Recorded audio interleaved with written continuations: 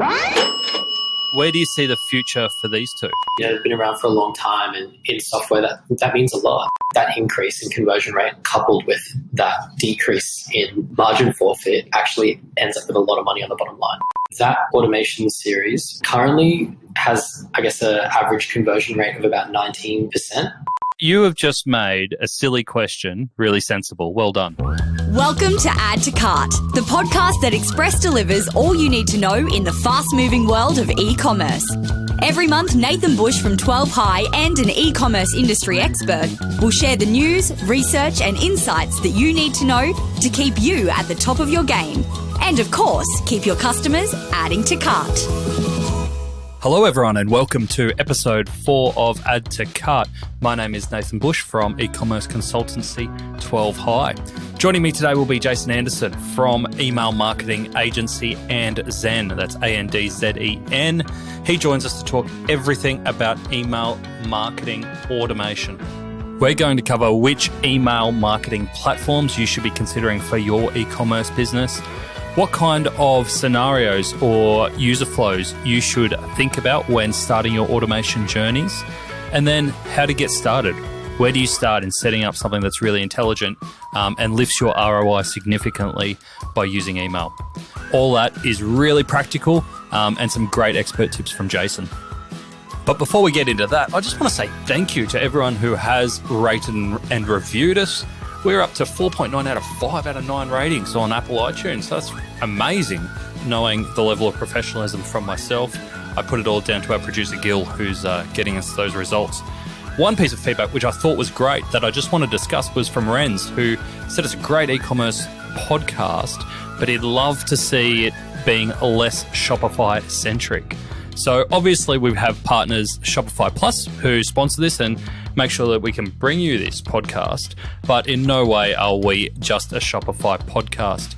We know that they make up a huge part of the e-commerce ecosystem and are really important and doing some really exciting things, but we do intend on going bigger and broader.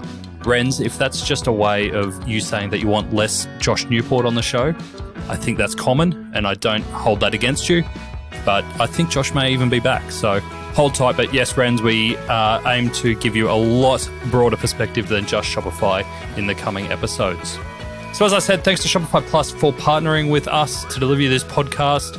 Let's get into today's episode, which is all about email automation. So bringing it to us is Jason from AndZen. Hello, Jason. Thanks for joining us. No worries. Thanks, Nathan. Glad to be here. Mate, pleasure. And let's get straight into it. Today we're going to be talking about email automation. So it's an area that I know that you guys have been in for a long time. You specialize in it. Yeah.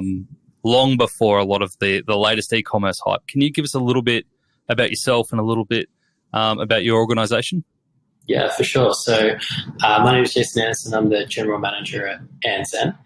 AndZen is a email marketing and marketing automation specialist agency, and we actually specialize in marketing automation for e-commerce. So our background is over about 10, 15 years. We were actually the Australian office of an email marketing software that's about 20 years old. And when that software was acquired, it was eventually acquired by GoDaddy, we ended up spinning off from the Australian team and creating AndZen, and I guess offering consulting for marketing automation. And we started off very much in the B2B space, but then as e-commerce has grown in Australia over the last 5 to 10 years, we've specialized more and more until today now, where we've got offices around the world, and we really do specialize in marketing automation for e-commerce. Awesome. So when clients come into your office and they go, Jason, we need help with marketing automation or email automation, do you find that most people understand what email automation is? Yeah, actually, a lot of people, when they come to us, they're probably doing a big migration, or maybe moving, say, from Shopify to Shopify Plus, or maybe from Magento 1 to Magento 2.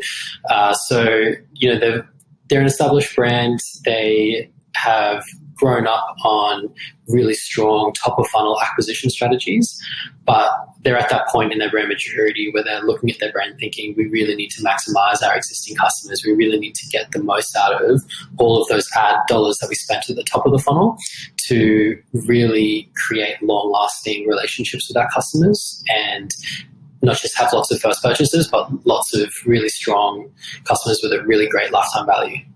Yeah, awesome. And so where's your view on the difference between email automation and marketing automation? Because they both get thrown around a lot, right? Yeah, 100%. So we see them obviously as going hand in hand, but really when we talk about email automation, we're talking about the fundamentals of automating an email send. But when we talk about marketing automation, for us, what we're talking about there more is really the automatic transfer of data.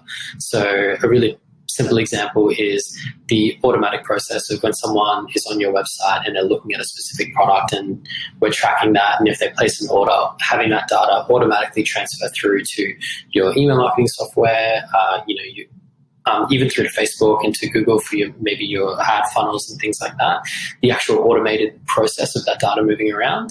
And then when we're talking about email automation or even advertising automation, we're talking about really that specific niche delivery of that exact message. Yeah, because it can be really confusing, right? Because there's a lot of platforms out there that go, we're the marketing platform, and you look on their website and it's full of jargon, and you go, Absolutely. What are you? Are you a CRM? Are you an email blaster? Are you a intelligence agency? It's all completely.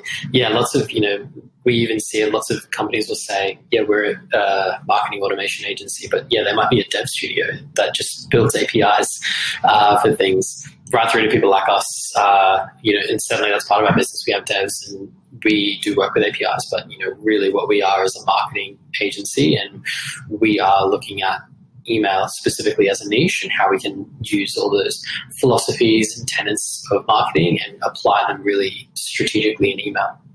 Awesome. So you touched before on some of the journeys, and we might come back and talk in detail around if we're starting email automation, what journeys should we prioritize? Yeah. Before we do, though, let's get in the headspace of some brands that people might know about. What are the kind of top platforms that you see used for email automation? So these days it depends a lot on your CMS. So, what are you using for your actual e-com site? We're definitely starting to see more and more some lines being drawn between platforms where they have a really specialist relationship with maybe one or two CMS, which really allows them to get that extra layer of data that can give you that cut through, which is maybe the difference between 5% or 10% conversion rate. So the main platforms that we're seeing these days that are being used are really Klaviyo and .digital. Those two platforms, I think, have the most reach in terms of being affordable, but also being able to generate a really, really high ROI. They're generally attainable at a pretty small to medium stage for a lot of e-commerce stores, and they've got a feature set that allows you to scale really right up until you're enterprise. And we often find that those two platforms really suit almost everybody's needs. And even between the two of them, they can be quite comparable.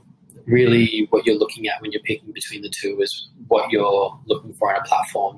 .digital, a little bit more advanced, more features, probably has a lot more things in one place.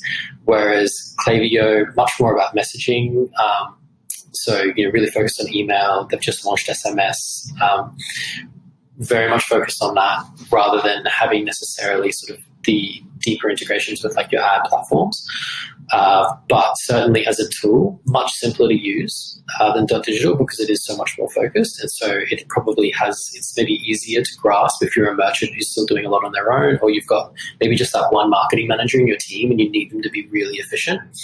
That can be a better option. Whereas .digital, if you've got a team or if you're using an agency that you want to arm them with a really powerful technical platform that they then have the skills to go and implement, that can be a better option. But really for the two of those, you can start on those even if you're on a basic Shopify plan, and you can scale all the way up to Plus on Magento 2. .digital comes pre-installed with Magento now, I believe, as well. Wow. So both of those platforms are really great. And then, of course, you've got your ones that have been around forever, like MailChimp, which these days, obviously, they've had the big breakup with Shopify, which we might talk about later, but, probably much more on the entry-level side. And then you've got other ones that are maybe your medium to bigger size, like a Masters as well. Because I saw a Masters just won, or they were just ranked in the Gartner quadrant right up high for dedicated email or independent email platforms. They seem to own that space really well, where they're out there, they're going, we just do this and we do it really well. Yeah, they're definitely, they've been around for a long time, and in software that means a lot. You've had developers that have been there for a long time. It gives you a lot of time to develop your platform and develop really great features. But I would say for something like a master's, it's probably, it can be on the higher level for some people to try and reach for. And again, being a bit more advanced, it can sometimes be a little bit more technical. So I think, depending on, it really comes down to what type of merchant you are, what maybe your team makeup is, who you're working with, to make a decision. But I would certainly say for us, the two platforms that we've seen really outshining when it comes to the level of support they're giving their customers, the rate at which they're releasing new features, the integrations that they're building, and really they're having their ear to the ground in terms of what the market needs and responding quickly. Klaviyo and Digital have been doing for us. Yeah, nice. I just worked with a client who was going through a similar exercise, and we did an RFP with them. And in the requirements, both of those, Klaviyo and Digital, came out very similar. In the end, it came down to Digital won the business because of a better support model, because they were so similar for how it fit their businesses. They kind of went, well, these guys are on the ground for us in our area, and we feel that we'll get that input, because it's so important for us to get the intelligence around it, not just the technology, but like input for our team on how to use this well. And we felt that they would do it. Completely. Yeah. And it's a big advantage. Digital have two offices here. They've got an office in Singapore. They've got an office in London. They've got a really good spread around the world in terms of support hours and having dedicated teams. And that means a lot for a lot of people, completely understandably, right? Yep. So what about, we kind of touched on it last time in the last podcast with Josh Newport, the Shopify and the MailChimp breakup, which seemed to come out of the blue, because I think... it depends where you get your news, man. Exactly. I think anyone who kind of grew up with the digital era in the early 2000s probably got on MailChimp as one of the early ones because it was so easy to use, grew up with it, knew it, and they're kind of going on their own journey now. Yeah, very much. Where do you see the future for these two? It's interesting. I think, MailChimp, I think, is doing something pretty clever in their space, but I think they're probably moving towards isolating themselves a bit, and I don't think they have a problem with that. I think where MailChimp sees their future really is, if you can imagine, we've got things like Salesforce Commerce Cloud, right? These all-in-one big enterprise platforms. Adobe have theirs as well. Oracle has theirs. I think MailChimp have really done a good job of identifying that at the bottom end of the market, there is nothing like that. And if you're a merchant trying to get started today, the onus is on you to learn how to use Shopify, learn how to use maybe Klaviyo or something, learn how to use Facebook and all these platforms just to get your brand started. And I think they've identified that there's a niche there available for someone to come in and offer a single source set of tools for you to be able to get started really quickly. That's going to have a lot of appeal to a lot of people, I think.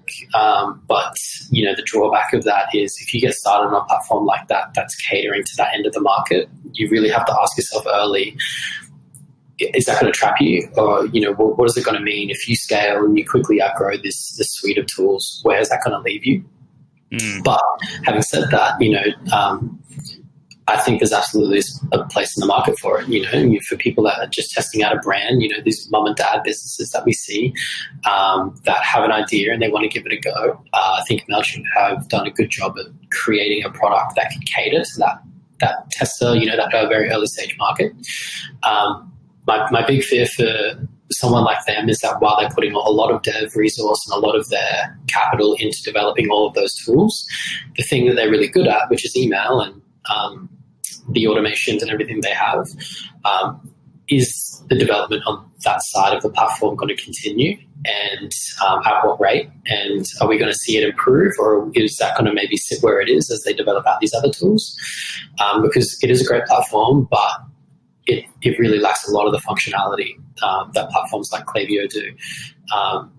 And when you're talking about the price gap, I've never seen an instance where someone's moved from MailChimp to Klaviyo, started paying more, started using those more advanced features, and not made an ROI that completely justifies the migration.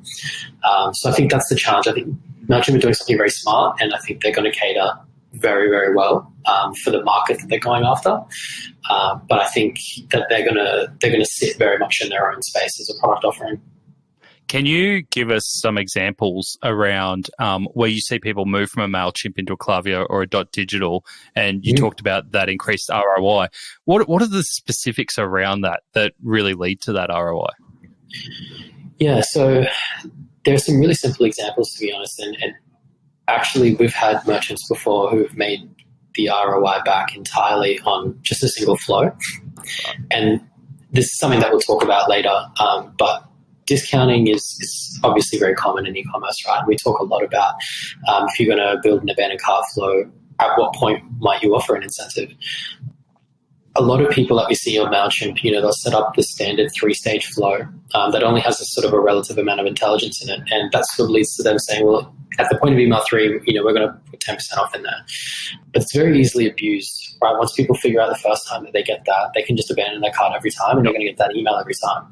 When you use something like Klaviyo, it's really one step to add something in that says, if they've ever placed an order before, don't send them the email with the discount. And then very quickly, you plug that hole in your brand, and you're offering that incentive to get people over the line the first time. And then the people that don't get over the line, you might just send them a basic email that says, hey, don't forget your cart's about to expire. And then they're more likely to come back and check out at a full price. Or obviously you can get more intelligent with it, right? And, something that we often do, if they're coming back for a second order, we might look at their cart value as well and have another split and say, well, if their cart value is enough to get free shipping, why don't we send them an email to say, hey, you've qualified for free shipping? And if not, why don't we send them an email to say, hey, you're only X dollars away from free shipping? So with just that tiny, tiny little addition and feature set, we've had people take their abandoned cart flow where maybe by changing the language that they've used in the emails based on where the customer is in their journey stage, they might go from converting it, say, 8 or 9% up to 15%. But also a big fraction of that 8% increase is now checking out at 100% margin instead of only 90% margin. So you can imagine that increase in conversion rate coupled with that decrease in margin forfeit actually ends up with a lot of money on the bottom line. And that's a big difference, I suppose, between a platform that is built, like MailChimp, that is built for opens and reach versus something that's built for retail and e-commerce. Like completely, absolutely. Cool. All right, so let's get into some of those journeys, because I know this is something that you guys specialize in. So if a client comes to you and goes, hey, Jason, we're ready to do some email automation. We've just bought the best whiz-bang version of Klaviyo, .digital. Where do we get started? Where do you guys look for the journeys that you've got to create? So early on, there's really 3 key stages that we look at. The first is obviously capturing data in that nurture series. So what are we going to do to make sure that we're getting subscribers? And then once we've got them, how are we going to nurture them towards their first purchase? So that's step 1. The next thing that we'd look at is abandoned cart. So that's obviously just a huge lead for almost everybody. It's generally the highest grossing automation that they have. So very low hanging fruit. We tackle that quickly as well. Which is funny, because I've never met anyone who likes an abandoned cart email, but they work. They work. I've seen people with abandoned cart flows that net, more than $100,000 a month. Obviously that depends on the size of people that you've got abandoning carts, and maybe that leads to you have a conversion problem, but still. So those 2. And then the third one that we often help people with, that's one really when we're talking about customer journey that flies under the radar, is having a dedicated automation series for taking someone from their first purchase to their second purchase. It's such a crucial engagement with a customer to get that engagement right. Generally, you find if you get someone from first to second, it's much more likely that you're going to get to third. and forth. Whereas if it's sounding a lot like a dating analogy at the moment. Absolutely, right? If you can get someone onto that base. Yeah. But this is the thing, like it sounds like a no-brainer. Of course, if someone comes back a second time, they're more likely to come back 3 or 4 times. But you'd be amazed at how many people have this steep drop-off, maybe 90% or more who'll check out once and never come back. And they'll put in place like a generic repurchase automation, and the stats on the surface might look good, but when you dig into it, it's actually because they've got a really good core set of returning customers that are engaging with that automation, but they've got this massive hole in people that have gone through the first time and then completely disappeared. Gotcha. So that's the other big one that we try and tackle. And those would be my 3. I think if a merchant was to say to me, I've got nothing, what first 3 should I look at? It'd be those 3.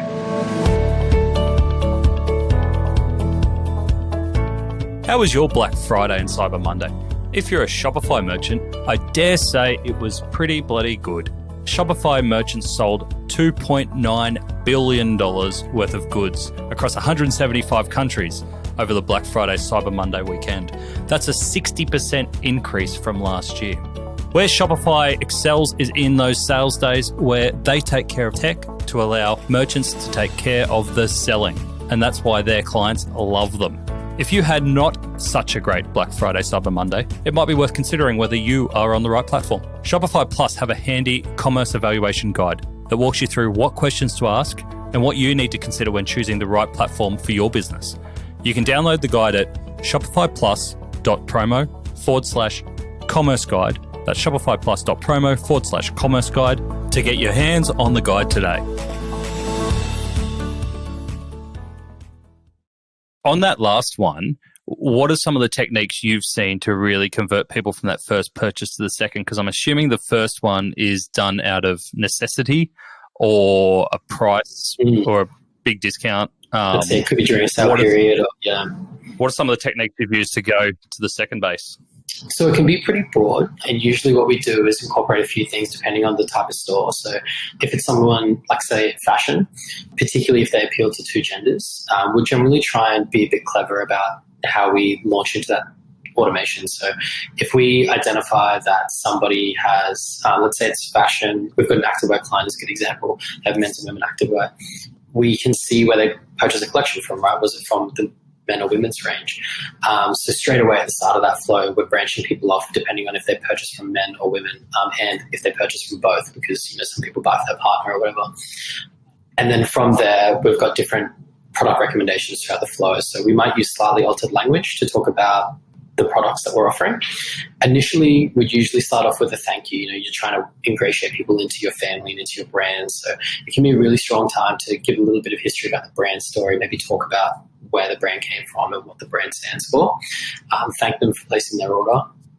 From there, we might look at trying to get a review for the first time. So we send that off. The great thing about asking for a review is you can usually offer an incentive. So if you do have those price-sensitive people, you can get a little bit of good user-generated content in return for giving them an incentive, and that may then lead to a second purchase organically, which is great.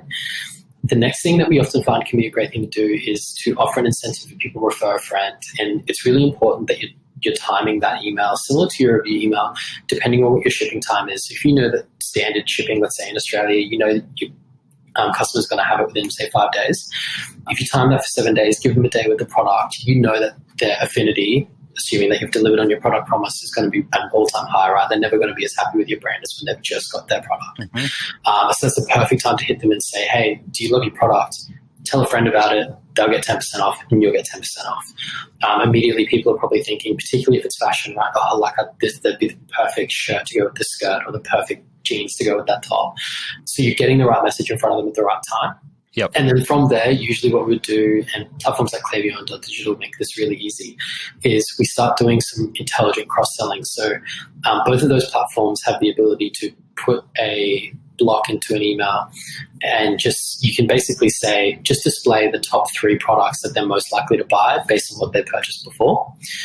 And Klaviyo.digital can just, their AI engines will do the math, and they'll look at every customer that's ordered what your customer has and everybody who's what else have they ordered, and then drop that straight into the email for you. And you can tailor that to being if it was popular in the last 30 days or the popular products that were popular all time or whatever. So it can be really relevant, really recent, and obviously mathematically or statistically going to be the most likely to convert. But it also helps if you imagine as a customer, because you're using that data-driven content, it's very likely that you're going to nail it, and it's very likely that customer's going to open that email and think like, oh wow, this brand actually, this is personalized, this is tailored to me.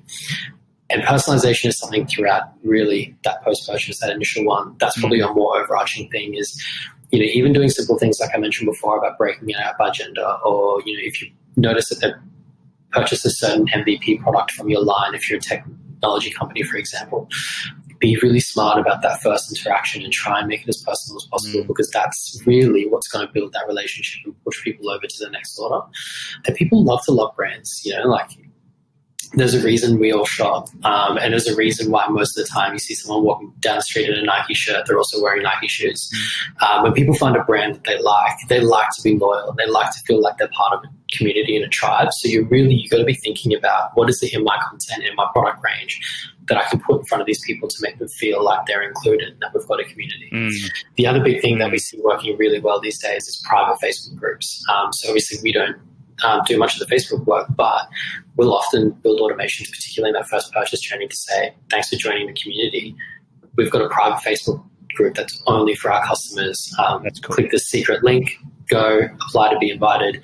You can even put in the email. We've had people who will actually say, we're going to double check to make sure that you're an actual customer once you request to join, and once you are, we'll approve you. And it adds that level of exclusivity, and then people feel really engaged. And then you open up a new marketing channel as well to be able to communicate with them by having a private group on Facebook. That's a really good tip, and I think I'm showing my age here, but I bought a hose link, like a retractable hose. It goes on your hair. Yeah. I'm like, man, I'm so old. But I bought it and I was really pumped about it. And then I got the email following saying, come join our Facebook group.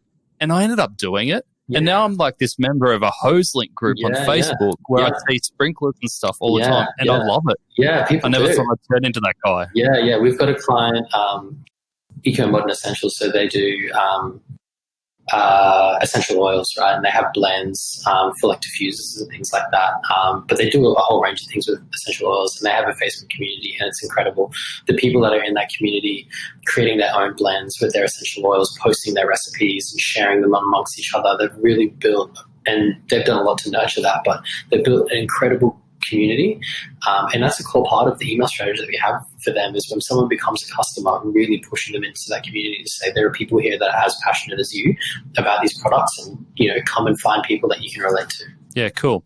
So the two key integrations to do a lot of the stuff that you were talking about there is obviously into product, which I'm assuming Klaviyo and .digital, if you're integrated through the Shopify plugin or the BigCommerce plugin or Magento, whatever it is. Plugin. Yeah. They've all got really tight native integrations, which is obviously really helpful. And, this is not stuff that you need to be a developer to do. This is, point and click, and it'll get done for you, which is how you need it to be. Beautiful. And then the second integration is with your source of truth for your customer. Yes. So this is, I think, probably a contentious one because we've got customer data platforms making a move. In the old school, we've still got CRM systems out there. Some people manage customer records within their e-commerce platform. Yeah. Where do you see the central source of customer? So if you want to go, I want to know which customers open what and what products they're interested in. How do you pull that together? So it's an interesting one. And I think it comes back to the merchant. Like I said before, if you've got a really strong bricks and mortar presence, and you have your ERP, and then you have your strong online presence, and you need all of that to be syndicated somewhere so that it's all reconciled, then you probably are going to be looking at one of those bigger data platforms. But some of those have integrations as well, or at least they have APIs, and Klaviyo and .digital both have open APIs, so you can integrate that sort of stuff. We've worked with both, and we've integrated a fair bit. We've done ERP integrations with both Klaviyo and .digital. Cool. So it's definitely possible. We'd be selfish and say for us, it's always great to have it in the email platform, because obviously it puts a lot of data at our fingertips. But, that isn't to say these days with the way that APIs work, it's really up to you and what you're most comfortable with. Most of this stuff can be pushed around, if not live, very close to. So for me, we generally like it to be an email platform. But I mean, even that now, Klaviyo released a feature now where they can actually push data back upstream to Shopify. So if you want to keep Shopify as your central point of truth, you can have us be recording data in Klaviyo. So a really good example is if you've got a complex product range, we might sometimes do something with, say, in your welcome email, we might say, hey, here's your 10% off email. Let's get you to the right place and put a couple of category tiles in front of you. Then whichever category tile you click on first, we'll tag you in the background and say, okay, they're probably more likely interested in this product collection. We can add that as a profile in Klaviyo and we can push that upstream to Shopify automatically. So it really comes down to your appetite. That's a really smart way to do it, and is like an advancement on the old when you used to sign up for an email form and it used to say, tell us what sports you're into, rugby league, netball, whatever it is. And you'd have to click dots of what you're interested in. And a lot of the time what you clicked isn't actually what you're interested in, whereas you're going on your behavior. That's it, exactly. And, we do a lot of similar stuff like that, even when it comes to data capture, even further up the funnel, right? We'll be looking at, was the pop-up on a male product page or a female product page in terms of what the collection they're looking at. And we might have a tag that assumes that they're probably one of those two genders based on where they signed up from. Or if it's more collection-based, which collection did they come from? So there's a lot that you can do intelligently these days, which, back in the day you would have to do manually. And like you said, it can be very sketchy. Yeah, absolutely. Touch on loyalty for a second and email automation for loyalty. Where have you seen email play a critical role in loyalty programs? I'm talking about loyalty programs, not the overall concept of loyalty, in terms of driving that engagement beyond just discounts for members. Yeah. So Eco is maybe a good example as well, Eco Modern. So they use a loyalty program, and currently their data capture is really just structured around signing up, but we're looking to make a shift from that towards being much more points orientated. And it's actually a great way to gather data as well. So a really good example is a lot of people in the loyalty program, you're sort of sacrificing saying get 10% off when you first sign up to rather get 200 points when you first sign up.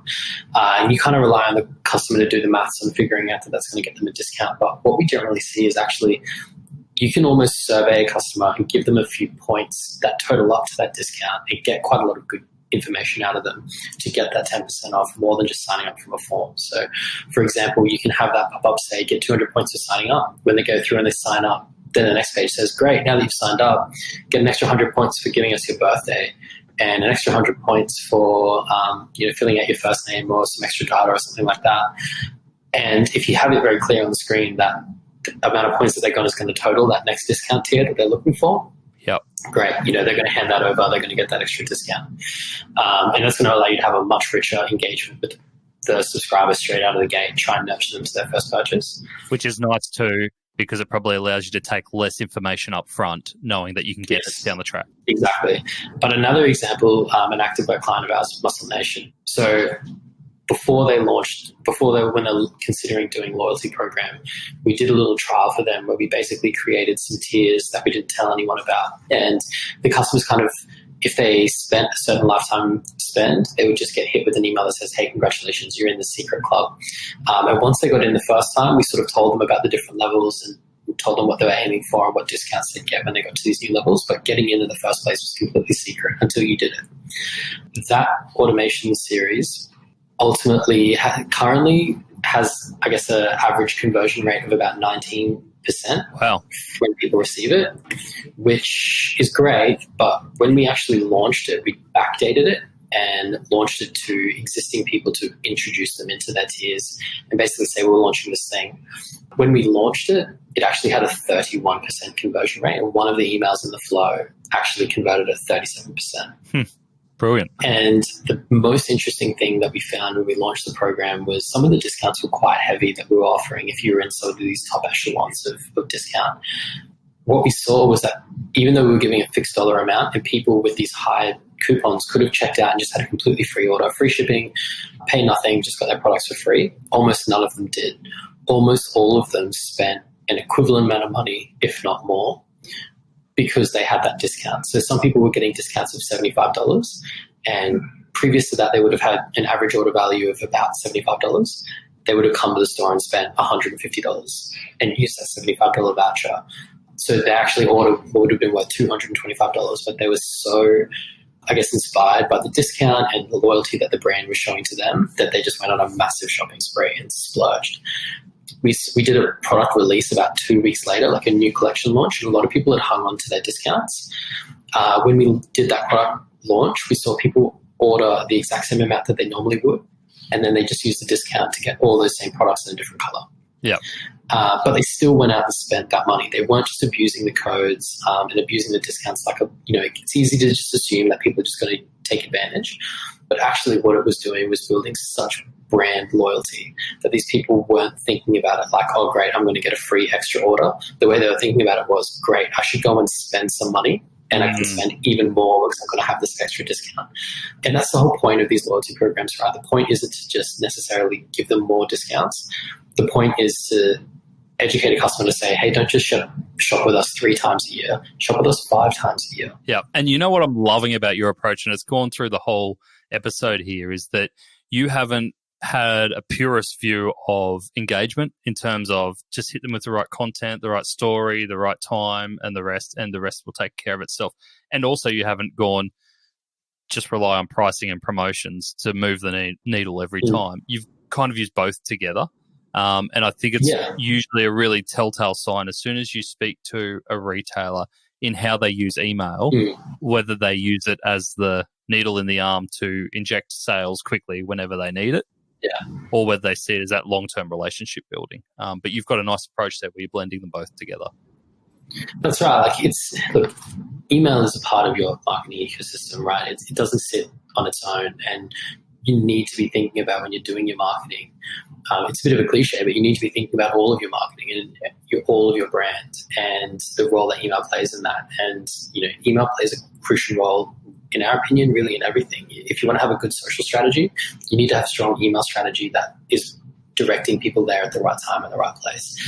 If you want to have a strong loyalty program, if you want to be generating lots of reviews, we build integrations, like even subscription platforms, right? Like where we have something like Recharge integrated with Klaviyo so that we can ensure that when we're setting up automations, we're actually tracking those people that have become a subscriber and then sending them emails to thank them for becoming a subscriber on top of also checking out. And then we might even build different segments around, when we're going to run a promotional campaign, we might talk to those people a little bit differently. Or if we have a loyalty program, we might talk about the subscription very differently and say, look, if you get a subscription, we'll give you double points every time your subscription order comes in. And you're going to sit in this special subscriber tier where you're going to get this many extra points per dollar spend and things like that. So email is great because it's really the only one-to-one email tool other than Messenger that's available. And it allows you the amount of data that you can automatically pull into your email platform and drop into an email when it sends. It actually allows you to have really authentic one-on-one conversations with people where you can build that brand loyalty. Yeah. Mate, thank you very much. You've been so generous with your knowledge in what you give out to your clients to make it available to our audience. We've talked a lot around the different technology and especially the .digital and Klaviyo platforms, which is used by many e-commerce retailers. Talked about some of the journeys that you would start with, and then we dived into a little bit more around the strategy, especially with loyalty and ongoing engagement. So hopefully there's something that everyone can take at least 1 or 2 tips out of and apply to their business. Yeah. But I have left the last question, and probably the hardest question, till last. Sure. What makes a good subject line? What a question. It's interesting, the old subject line debate. And I think, not to cop out a little bit, but it does come down to your brand. I think these days you need to be considering when you're writing a subject line who you're talking to and where you're talking to them in the journey. It can be really helpful to segment. If you're talking about a campaign like Black Friday's coming up, right? A really simple piece of easy advice. If you're going to send a campaign around Black Friday, go into your email platform and create 2 segments. One segment for people who've placed an order before and one segment for people who haven't. Everyone who's placed an order before, you'll have their first name because that will have come through from your CMS integration. Put their first name in the subject line. For everybody who hasn't placed an order before, keep it simpler, keep it short, have the discount. If you want some emojis, if they fit your brand, do that. Just measure the difference, even in doing that. But that's what I mean about, I guess, being intelligent about the relationship that you're having with the customer. When you're going to run a campaign like that, think about what data you can use in that subject line that's going to make the most out of it. If you're launching a new collection, think about how you can pull something in. You get a lot of data when someone places an order these days. And a lot of it you can pull into subject lines or preview text by using those short codes. Mate, you have just made a silly question really sensible. Well done. No worries, thank you. I thought you were going to ask me, the question I always get is, which day and what time is the best to send an email? Well, I think there's a whole episode coming up on that, so we'll wait for that. Yeah. Mate, where can people find you and Zen? Just Google us, Zen, ANDZEN. Jump on the website. We've got case studies up there if you want to have a look at some recent client work. Otherwise, obviously get in contact. We do audits for free, so we'll happily just jump in for a merchant, have a look at what they've got set up and provide some advice. And if we can work together, then that's always great. And if not, we've got a blog that's full of really rich content on how to get started, how to set things up, how to take things to the next level. So please jump on the website, have a look, and reach out. Legend. Thank you so much, and hopefully we get to have a chat again soon. No worries. Cheers, mate. Have a good one. How good was that? Despite my efforts to throw Jason off with some stupid jokes about getting to third base and asking him silly questions about the best subject lines, he remained the Zen master and really answered every question with something that was really practical and useful. And I really loved his balance of an approach around generating instant sales versus a long-time loyalty and brand approach. So I think some really great points there. Hopefully you've got one or two things that you can take out of it for your business and for setting up your email automation journeys. As we said, Jason can be found in LinkedIn and also on his website. So feel free to reach out to him there. If you're after more e-commerce news, insights, and information, sign up for 12 High's email, High Mail. You can go to 12high.com.au/highmail, HIGHMAIL, and sign up for the newsletter. Every month we release a This Month in E-commerce newsletter. We'll even do one just near the end of December. And it goes through everything that you need to know from that month. It's a bit of a 10-minute read, but we think that you'll get a lot of value out of it. Okay, guys, if you haven't finished trading, go well. There's a few days left before Christmas. Other than that, I hope that your websites stay up, that you have a successful period, and that you come back in the new year feeling a little bit refreshed and ready to go all again.